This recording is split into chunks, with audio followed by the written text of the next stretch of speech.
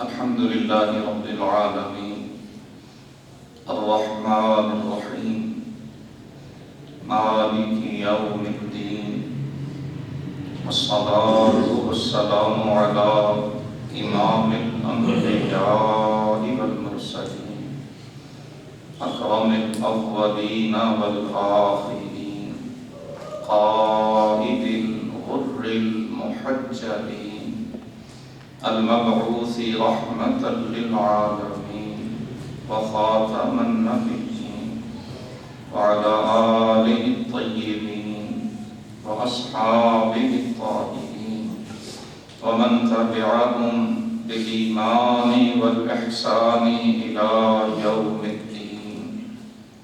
أما بعد فأعوذ بالله من الشيطان الرجيم. بسم الله الرحمن الرحيم.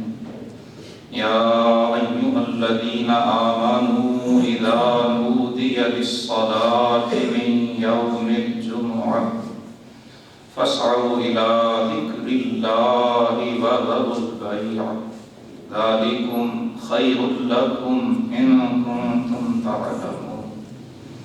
آمنت بالله صدق الله العظيم وبلغنا رسوله النبي الكريم. اللهم صل على سيدنا ومولانا محمد الفاتح لما أغلق والخاتم لما سبق والناصر الحق بالحق وآله وصحبه وبارك وسلم. الصلاة والسلام عليك يا سيدي يا رسول الله وعلى آلك وأصحابك يا سيدي يا حبيب الله. الصلاة والسلام عليك يا سيدي يا خاتم النبيين وعلى آلك وأصحابك يا سيدي يا رحمة للعالمين.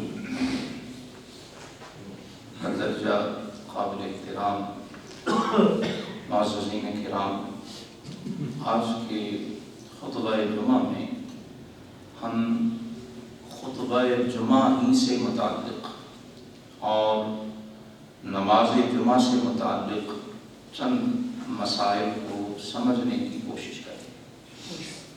عمومی طور پر یہ بات دیکھنے میں آتی ہے کہ ہم میں سے جو احباب بڑی محبت سے پیار سے بر وقت جمعہ کے دن نماز جمعہ کے لیے تشریف لے بھی آتے ہیں، وہ بھی اکثر و بیشتر دانستہ یا نادانستہ ایسے اعمال یا ایسے کاموں کا ارتکاب کرتے ہیں جن سے بعض اوقات ہماری مسجد میں بر وقت حاضری ہمارے لیے فائدے کی بجائے الٹے نقصان کا باعث ہے. آج ہم جمعہ کے آداب، دین نے ہمیں طریقہ کیا سکھایا، رسول اللہ صلی اللہ علیہ وآلہ وسلم نے تعلیم کیا دی ہے اور ہمارا عمومی رویہ کیا ہے. اور بارہا یاد دہانی کرائی کہ میرے خیال میں ہماری اس حاضری کا مقصد اپنی اصلاح ہو جائے. میں اپنی عادتوں کو دیکھوں، ان میں جو قابل اصلاح ہیں مجھ پہ لازم ہے کہ میں ان کی اصلاح کروں. آپ معززین کرام بھی کوشش فرمائیں، غور فرمائیں، اگر کہیں کوئی چیز ہمیں اپنے رویوں میں، اپنے اخلاق اور عادات میں قابل اصلاح دکھائی دیتی ہے تو اس اصلاح کو ہمیں سب سے پہلی ترجیح، فرسٹ پرائرٹی جو ہے وہ اسی کو دینی چاہیے. یہ جمعہ کا اجتماع یہ دراصل ہماری نظریاتی، ہماری عملی اور ہماری اخلاقی بہتری اور امپروومنٹ کی اللہ پاک ہم سب کو توفیق عطا فرمائے. سب سے پہلی چیز سعی الی الجمعہ، جمعہ کے لیے کوشش کرنا. یہ وہ فرض ہے جس کا تذکرہ سورۃ الجمعہ کی اس آیہ مبارکہ میں کیا گیا جو ابھی ہم نے سن. 28ویں پارے کی پوری صورت ہے جس کا نام ہی سورۃ الجمعہ اور اس کا یہ دوسرا رکوع اکثر و بیشتر جمعہ کے خطبہ میں بھی ہمیں سماعت کا موقع ملتا ہے، نماز جمعہ میں بھی سماعت کا موقع ملتا ہے۔ اس کے معنی و مفہوم اور اس کا اطلاق، اس پر عمل کیسے کیا جائے، اس حوالے سے ہمیں ضرور غور کرنا چاہیے۔ اللہ تعالیٰ نے باقاعدہ مخاطب فرما کے حکم دیا کہ ایمان والو، جب جمعہ کی اذان، جمعہ کے دن نماز کے لیے اذان دی جائے، فَاسْعَوْا إِلَىٰ ذِكْرِ اللَّهِ، تو اللہ کے ذکر کی طرف دوڑ، وَذَرُوا الْبَيْعَ، اور بیع چھوڑ دو، خرید و فروخت ترک کر۔ اور پھر آخر میں قرآن حکیم کا، ہمارے خالق و مالک کا، پروردگار قدوس کا یہ اعلان اور یہ ارشاد بڑا قابل فکر ہے، ذالکم خیر لکم ان کنتم تعلمون۔ خرید و فروخت چھوڑنا، سعی الی الجمعہ میں مشغول ہو جانا، یہ تمہارے لیے بہتر ہے اگر تم جانتے ہو۔ وہ اگر جانتے نہیں ہو تو پھر تمہیں خبر ہی نہیں ہے کہ اس میں اللہ نے کتنی بڑی خیر کی۔ اب یہاں ایک مسئلہ جو سمجھنے والا ہے کہ جب نودی الی الصلاۃ فرمایا ہے، نماز کے لیے ندا دی جائے، اذان دی جائے، اس سے کون سی اذان مراد ہے؟ اختصار کے ساتھ میں کوشش کروں گا اس مسئلے کو ہم سمجھ کر پھر آگے چل سکیں۔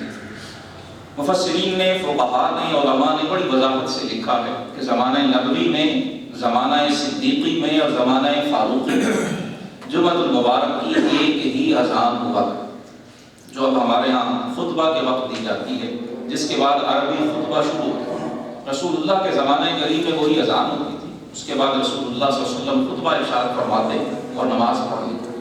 عرب ممالک میں آج بھی، حرمین طیبین میں آج بھی اسی طرح سے خطبہ ہوتا ہے، اس کے فوراً بعد جو اذان ہوتی ہے اس کے فوراً بعد خطبہ عربی کا ہی شروع ہو جاتا ہے۔ اردو والا یا مقامی زبانوں کا جو خطبہ ہے یہ عرب ممالک میں اس کی ضرورت ہے۔ حضور کے زمانے میں اذان بھی ایک تھی، اس کے بعد خطبہ ہوا کرتا۔ سیدنا عمر فاروق نے اپنے زمانے میں نماز جمعہ سے پہلے بازار میں اعلان کروانا شروع کیا۔ لوگ دکانوں پہ خرید و فروخت میں مشغول ہوتے، حضرت عمر کسی کو بھیجتے، وہ بازار میں اعلان کر دیتے کہ نماز کا وقت ہو رہا ہے، نماز کے لیے چلیں۔ اور پھر جب لوگ اکٹھے ہو جاتے، ایک ہی اذان ہوتی ہے، اس کے بعد خطبہ اور نماز۔ سیدنا عثمان غنی ذو النورین رضی اللہ تعالیٰ عنہ کے زمانے میں مدینہ کی آبادی بھی زیادہ ہو گئی، کثیر ہو گئی، حدود بھی پھیل گئی، اور لوگوں کی عبادت کی طرف توجہ بھی تھوڑی کم ہوئی۔ آپ نے پھر اذان اول مقام زورا، یہ مسجد نبوی سے تھوڑا ہٹ کے مقام ہے، وہاں پہ شروع کرائی تاکہ لوگوں کو خبر ہو کہ جمعہ کا دن ہے، نماز کا وقت ہونے والا ہے، سب مصروفیات ترک کر کے وہ نماز کے لیے نکل۔ اس وقت سے لے کر الحمدللہ امت میں مشرق و مغرب، شمال و جنوب میں جمعہ کے دن 2 اذانیں ہی ہوتی ہیں، اور جس اذان سے بیع و شراء کو ترک کرنے کا حکم ہے وہ کہا فرماتے اس سے مراد یہ پہلی اذان ہے جو زوال کے بعد ہمارے یہاں 12:30 بجے دی جاتی ہے۔ جب یہ اذان ہو جائے اب حکم الہی ہے فَاسْعَوْا إِلَىٰ ذِكْرِ اللَّهِ، اللہ کے ذکر کی طرف دوڑ پڑو، وَذَرُوا الْبَيْعَ، اور خرید و فروخت ترک کر۔ اب اذان جمعہ ہو جانے کے بعد جو شخص جہاں کہیں بھی خرید و فروخت میں مشغول ہوتا ہے اور اس کی خرید و فروخت اس کے جمعہ کی حاضری میں رکاوٹ بنتی ہے، ایسی خرید و فروخت حرام ہے، ناجائز ہے۔ وہ بھلے کوئی عام کھانے کی چیز خرید فروخت کر رہا ہے، وہ کوئی کپڑا خرید و فروخت کر رہا ہے، وہ کوئی بالکل حلال چیز بیچ یا خرید رہا ہے، لیکن اگر جمعہ کی اذان کے بعد سعی الی الجمعہ چھوڑ کے یہ کام کر رہا ہے تو اس کا یہ کام حرام ہے، ناجائز ہے، وہ گناہ گار ہوگا، اور اسے اپنے اس جو حرکت ہے، یہ جو کام ہے، اس سے باز آنا چاہیے، اسے ترک کرنا چاہیے۔ مسلمان پر ضروری ہے کہ اذان ہونے کے بعد سعی الی الجمعہ شروع کریں۔ اب یہاں سعی الی الجمعہ کے بعد جب ہم مسجد پہنچتے ہیں، جمعہ کے دن مسجد آ کر کرنا کیا چاہیے؟ ایک بڑا اہم حکم جو رسول اللہ صلی اللہ علیہ وسلم نے متعدد احادیث میں ارشاد فرمایا اس حکم کی تعمیل میں بھی ہمارے یہاں اکثر کوتاہی ہے۔ رسول اللہ صلی اللہ علیہ وسلم کی حدیث ہے صحیح بخاری میں، صحیح مسلم میں، دیگر کتب احادیث، آپ نے فرمایا کہ جب تم میں سے کوئی شخص مسجد میں آئے تو بیٹھنے سے پہلے 2 رکعت نماز پڑھا، اسے تحیۃ المسجد کہا جاتا ہے۔ یہ جو مسجد کا تحفہ، تحیہ عربی زبان میں تحفے کو کہتے ہیں، اس نماز کو جب بھی ہم مسجد آئیں، اگر وہ وقت مکروہ نہیں ہے، ایسا وقت نہیں ہے جس وقت میں رسول اللہ صلی اللہ علیہ وسلم نے نماز پڑھنے سے منع کیا، سورج کے طلوع ہونے کا وقت، غروب ہونے کا وقت، عین استوا کا وقت، ان 3 اوقات کے علاوہ، اور اسی طرح فجر کے وقت رسول اللہ صلی اللہ علیہ وسلم کا معمول ہوتا تھا کہ حضور جب نماز فجر کے لیے آتے تو آپ تحیۃ المسجد نہیں پڑھتے، عصر کے بعد حضور نے نماز نفل پڑھنے سے منع۔ ان اوقات کے علاوہ جب ہم مسجد آئیں، جمعہ کے دن جو احباب پہلے تشریف لے آتے ہیں، انہیں یہ کوشش کرنی چاہیے کہ جب مسجد میں آئیں تو 2 رکعت تحیۃ المسجد ادا کریں، پھر اس کے بعد بیٹھ کر ذکر و اذکار میں مشغول۔ اور جمعہ کے علاوہ بقیہ ایام میں بھی جب ظہر کی نماز کے لیے ہم آتے ہیں، عشاء کی نماز کے لیے ہم آتے ہیں، عصر کی نماز کے لیے، عصر کے بعد پڑھنے منع جب ہم مغرب کے لیے آئیں، لیکن جب عصر کے لیے آئیں نماز عصر سے پہلے تحیۃ المسجد ادا کرنا چاہیے۔ اس کی بڑی برکت ہے، یہ رسول اللہ صلی اللہ علیہ وآلہ وسلم کا بتایا ہوا طریقہ ہے، اور یہ مسجد کے آداب میں سے ایک اہم ادب ہے۔ تحیۃ المسجد کے حوالے سے ایک روایت صحیح بخاری شریف میں ذکر ہے۔ اس روایت میں ہے کہ رسول اللہ صلی اللہ علیہ وآلہ وسلم جمعہ کے دن خطبہ ارشاد فرما رہے تھے، ایک صاحب مسجد نبوی میں داخل ہو گئے، بعض روایات میں رجلاً ایک آدمی کا ذکر ہے، اور بعد میں ان کا نام سلیک ذکر کیا۔ رسول اللہ صلی اللہ علیہ وسلم نے انہیں مخاطب کر کے کہا کہ سلیک، وہ آئے مسجد میں بیٹھنے لگے، حضور نے نام لے کے کہا کہ سلیک کیا تم نے تحیۃ المسجد 2 نفل پڑھ دی؟ انہوں نے عرض کی نہیں یا رسول اللہ۔ آپ نے فرمایا کھڑے ہو، نفل پڑھو اور پھر اس کے بعد بیٹھو۔ اس حدیث کی بنیاد پر بعض علماء کہتے ہیں کہ جب جمعہ کے دن مسجد میں آئیں، خطبہ ہو بھی رہا ہو تب بھی نفل پڑھنے کے بعد بیٹھنا چاہیے۔ یہ امام احمد بن حنبل اور امام شافعی رحمہم اللہ ان کی تحقیق کی ہے، لیکن یاد رکھیے گا اکثر علماء جن میں امام مالک بن انس رضی اللہ تعالیٰ عنہ جو امام و دار الہجرہ کہلاتے ہیں، اور امام مالک چاروں ائمہ میں، امام شافعی، امام احمد بن حنبل، امام ابو حنیفہ اور امام مالک، ان چاروں میں سے امام مالک کی انفرادیت ہے کہ ان کی ساری زندگی مدینہ طیبہ میں بس گئی۔ امام مالک کا یہ امتیاز ہے کہ ان کی مجلس حدیث کی نشست رسول اللہ کے روضہ اطہر کی چھاؤں میں ہوا، وہ حضور کے روضہ اطہر کے قریب بیٹھ کر رسول اللہ کی حدیث پڑھایا، اور جب پڑھاتے تو بسا اوقات حضور کے مزار پرانوا، رسول اللہ کے روضہ قدیم، رسول اللہ کی قبر مطہر اور اس جنت کی کیاری کی طرف اشارہ کر کے کہتے قال صاحب هذا القبر صلی اللہ علیہ وآلہ وسلم۔ امام مالک اہل مدینہ کے تعامل کے گواہ، تعامل کا مطلب ہوتا ہے کہ اہل مدینہ کس طرح سے عمل کیا، اور اہل مدینہ سے مراد صحابہ کی اور اہل بیت کی اولادیں۔ امام مالک رحمہ اللہ نے احادیث بھی رسول اللہ کی بیان کی، مدینہ والوں کے عمل کو بھی دیکھا، اور دیکھ کے آپ نے فرمایا کہ حدیث سلیک منسوخ ہے۔ جب مسجد میں آئیں امام خطبہ دے رہا ہو، امام مالک اور فقہ مالکی میں خطبہ کے دوران تحیۃ المسجد کے نفل پڑھنا حرام ہے۔ یہ جو حدیث سلیک عرض کی صحیح بخاری کی، اس کے مقابلے میں ہم احادیث سنیں گے، اور امام بخاری نے صحیح بخاری میں وہ احادیث درج کی ہیں جن میں خطبہ کے دوران مکمل خاموش رہنے کا حضور نے حکم دیا۔ امام مالک فرماتے ہیں کہ وہ احادیث جن میں حضور نے خطبے کے دوران خاموش رہنے کا، کوئی ایک جملہ بولنے سے بھی منع کیا، وہ احادیث اس بات کی دلیل ہے کہ خطبہ کے دوران تحیۃ المسجد کے نفل پڑھنا جائز نہیں۔ امام مالک کے نزدیک یہ حرام ہے خطبہ کے دوران، اور امام اعظم ابو حنیفہ رحمہ اللہ فقہ حنفی میں یہ مقبول۔ اب وہ احادیث ذرا سن لیں جن احادیث میں رسول اللہ صلی اللہ علیہ وسلم نے دوران خطبہ کسی بھی قسم کی گفتگو سے منع کیا۔ اور یہاں یہ بھی ذہن میں رکھیں کہ خطبہ سے مراد صرف عربی خطبہ نہیں ہے، ہمارے ایک اور مس انڈرسٹینڈنگ اور غلط فہمی ہے، ہم سمجھتے ہیں کہ جو خطبہ سننے کا جو حکم ہے وہ صرف عربی خطبے کا، اردو گفتگو ہم سمجھتے ہیں صرف وقت گزاری کے لیے، اور اس کی ایک وجہ ہماری عدم حاضری بھی ہے، ہم اسی لیے بر وقت تشریف بھی نہیں لاتے، اور اگر آ بھی جائیں تو ایک بیک آف مائنڈ میں ہمارے ذہنوں میں یہ ہوتا ہے، خاموشی سے، توجہ سے، دھیان سے جو خطبہ سننے کا حکم ہے وہ شاید صرف عربی والا خطبہ ہے، اور یہ جو اردو میں، پنجابی میں یا مقامی زبان میں جو قرآن کا معنی و مفہوم، رسول اللہ کی احادیث کی تشریح و تعبیر بیان کی جا رہی ہوتی ہے، اس کے لیے شاید کسی ادب آداب کی ضرورت نہیں ہے، لیکن یاد رکھیں یہ غلط فہمی ہے۔ خطبہ لفظ ہی عربی زبان کا ہے، خطبہ کا معنی ہی کسی سے بات کرنا، مخاطب سے گفتگو کرنا، اسے کوئی بات سمجھانا ہے۔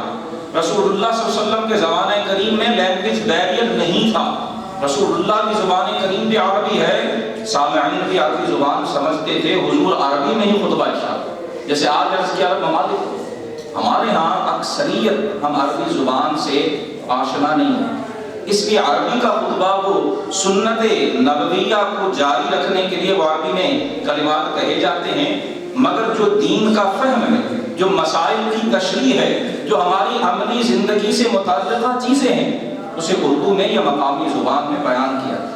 لہذا جب یہ بیان ہو تو اس کا حکم بھی اسی خطبے والا ہی ہے، اسے کسی توجہ سے سننا چاہیے، اور جب ہم مسجد میں آئیں اردو یا مقامی زبان میں بیان ہو رہا ہو تو تحیت المسجد پڑھنے کی بجائے توجہ سے بیٹھ کر اس بیان کو سمجھنے اور اس سے سیکھنے کی کوشش کرنی چاہیے۔ صحیح بخاری شریف میں امام بخاری رحمہ اللہ نے ایک مکمل باب ذکر کیا، باب الانصات یوم الجمعہ والامام یخطب، کہ جب جمعہ کے دن امام خطبہ دے رہا ہو، پھر عرض کر دوں سے مراد صرف عربی خطبہ نہیں ہے، یہ جو گفتگو اب کی جا رہی ہے یہ اسی خطبے میں شامل ہے، مقصود اس خطبے کا یہی تھا جو اس گفتگو سے مقصود ہے۔ امام بخاری فرماتے جب جمعہ کے دن امام خطبہ دے رہا اس وقت انصات، خاموشی اختیار کرنا، اس بارے میں احادیث۔ حدیث نمبر 934 ہے، راوی حضرت ابو ہریرہ رضی اللہ تعالی عنہ ہے، فرماتے ہیں رسول اللہ صلی اللہ علیہ وآلہ وسلم نے ارشاد فرمایا اذا قلت لصاحبك يوم الجمعة انصت والامام يخطب فقد لغوت او كما قال الرسول صلی اللہ علیہ وسلم۔ حضور نے فرمایا کہ جب جمعہ کے دن امام خطبہ دے رہا اور تم اپنے ساتھی ساتھ بیٹھنے والے سے کہتے ہو چپ کر جاؤ، تو تمہارا یہ چپ کر جاؤ کہنا یہ بھی لغو کام ہے، یہ بھی ایک فضول کام ہے۔ انصت کہنا، ساتھ والے کو چپ کرانے کے لیے بولنا، حضور فرماتے ہیں دوران خطبہ یہ بھی جائز ہے۔ اس کی میں وضاحت آگے کروں گا، آپ حدیث پہلے سماعت فرما لیں۔ دوسری حدیث حضرت عبداللہ بن عباس رضی اللہ تعالی عنہ، یہ مسند احمد بن حنبل میں ہے، حدیث نمبر 2033 ہے۔ حضرت ابن عباس روایت کرتے ہیں کہ رسول اللہ صلی اللہ علیہ وآلہ وسلم نے فرمایا من تکلم یوم الجمعہ والامام یخطب فہو کمثل الحمار یحمل اسفارا۔ شدید الفاظ ہیں، جھنجھوڑنے والے، زجر اور توبیخ کے، ڈانٹ اور ڈپٹ والے الفاظ ہیں، اور کون ارشاد فرما رہے ہیں؟ رحمت للعالمین، رسول اللہ صلی اللہ علیہ وسلم رحمت للعالمین بھی ہیں، اور اس کے ساتھ ساتھ یاد رکھ لیجئے آپ ہادی انسانیت بھی، آپ مرشد اکمل بھی ہیں، آپ کا منصب نبوت کا تقاضا یعلمکم الکتاب والحکمہ ہے، آپ لوگوں کو دانائی، حکمت اور کتاب سکھانے کے لیے آئے، اور اس معلم ہونے کے تقاضے جس حسن و خوبی سے رسول اللہ نے ادا فرمائے ہیں قیامت تک کوئی ادا کر سکتا ہے۔ سنیے گا ذرا، حضرت ابن عباس راوی فرماتے ہیں حضور نے فرمایا جس نے جمعہ کے دن امام خطبہ دے رہا اور وہ دوران خطبہ گفتگو کرتا ہے، رسول اللہ نے فرمایا وہ شخص گدھے کی مانند ہے، کمثل الحمار یحمل اسفارا، وہ گدھا جس کے اوپر کتابیں لاد دی گئی، والذی یقول له انصت لیس له جمعہ، اتنے شدید الفاظ ہیں بولنے والے کے، اور فرمایا جو اس بولنے والے سے کہتا ہے بھئی چپ کر جاؤ، حضور فرماتے ہیں اس کا بھی جمعہ ہی نہیں ہوگا۔ یہ مسند احمد بن حنبل کی حدیث نمبر 2033، صحیح مسلم شریف کی حدیث نمبر 857 ہے، حدیث نمبر 27 کی ہے، اور ابن خزیمہ نے بھی اس حدیث کو روایت کیا ہے. حضرت ابو ہریرہ رضی اللہ تعالیٰ عنہ راوی ہیں. یہ تیسری حدیث. آپ کہتے ہیں قال رسول اللہ صلی اللہ علیہ وسلم من مس الحصا فقد لغا. جمعہ کے دن جب خطبہ دیا جا رہا ہے، دوران خطبہ حضور نے فرمایا جس نے کنکریوں کو چھوا. حضور کے زمانہ کریم میں مسجد نبوی کی دیواریں بھی کچی تھی، فرش بھی کچا اور وہاں کنکریاں بھی ہوا کرتی. حضور نے فرمایا خطبہ کے دوران اگر کسی نے صرف فرش پر موجود کنکریوں کو چھوا ہے فقد لغا، فرماتے اس نے بھی ایک لغو کام کیا، ایک فضول کام کیا ہے. یہ کام بھی کرنے کی بجائے توجہ خطبہ کی طرف. اس حدیث پر امام ابن خزیمہ نے جب اس حدیث کو ذکر کیا تو باب ذکر کیا باب الزجر عن مس الحصا. خطبہ سنتے ہوئے کنکریاں چھونے سے ڈانٹ کر روکنے کا بیان. اور پھر اسی طرح والاعلام بان المس لغو، اور یہ سمجھانا کہ خطبہ سنتے ہوئے کنکریوں کو چھونا بھی لغو اور فضول کام. امام نبوی رحمہ اللہ نے صحیح مسلم کی شرح میں اس حدیث کے تحت لکھا ہے کہ اس سے پتہ چلتا ہے کہ خطبہ جمعہ کے دوران کنکر چھونا یا کوئی بھی ایسا کام جس سے توجہ خطبے سے ہٹتی ہو وہ کرنا منع. اور پھر فرماتے ہیں وفیہ اشارہ الی اقبال القلب والجوارح علی الخطبہ. امام نووی اپنے زمانے کے بہت بڑے محدث فرماتے ہیں کہ اس حدیث میں اشارہ ہے کہ جب خطبہ ہو رہا ہو تو دل دماغ انسان کے ظاہر اور باطن ساری چیزوں کو خطیب کی طرف متوجہ کر، جیسے ہم اردو میں کہتے ہیں ہما تن گوش ہو کر، سارے وجود کو کان بنا کر خطبہ جمعہ سننا چاہیے. یہ رسول اللہ صلی اللہ علیہ وآلہ وسلم کی تلقین ہے آپ کی بات. اب جو حضور نے فرمایا کہ جس نے کنکر چھوا یا کسی کو چپ کرانے کے لیے بھی جملہ بولا تو اس نے بھی لغو کام کیا. لغو سے کیا مراد؟ امام نبی فرماتے والمراد باللغو الباطل المذموم المردود. فرماتے لغو سے مراد جو کام باطل ہو، جو قابل مذمت ہو اور جو مردود ہو، اللہ کی طرف سے، دین کی طرف سے جسے رد کر دیا گیا ہو، اس سے مراد ہو. یہ حدیث ذہن میں رکھیں. اب ہم دیکھیں کہ ہم کیا کریں. ہمارے پاس بڑے سمجھدار احباب خطبہ بھی سنتے ہیں، تسبیح بھی چل رہی ہے ساتھ. بندگان خدا، اللہ کے بندو، یہ حدیث تو ذہن میں رکھو. آپ تسبیح پہ اگر کچھ پڑھ ہی رہے ہیں نا، جب آپ پڑھ رہے ہیں تو آپ کی توجہ اپنی پڑھائی کی طرف ہے یا خطبہ کی طرف؟ ہم مسجد آئے ہیں، ہم امام مالک کہتے ہیں خطبہ ہو رہا ہے تو تحیۃ المسجد پڑھنا حرام ہے. کیوں؟ توجہ بڑھے. رسول اللہ صلی اللہ علیہ وسلم فرماتے جس نے صرف کنکر چھوا حرام کام کیا. ہم موبائل پہ کونے سیٹ کر رہے ہیں، یہ بند کرنی ہے، یہ کیا کرنی ہے. ہم فون ہمارے بج رہے ہیں خطبہ جمعہ کے دوران، اور رسول اللہ کہتے ہیں خطبہ جمعہ کے دوران کنکر چھونا. کسی نے سجدہ کرنا، ہو سکتا ہے اس کی سجدے والی جگہ پہ پیشانی کے سامنے آ رہا ہو، وہ نماز کے لیے کنکر کو سائڈ پہ کرنا چاہ رہا. رسول اللہ فرماتے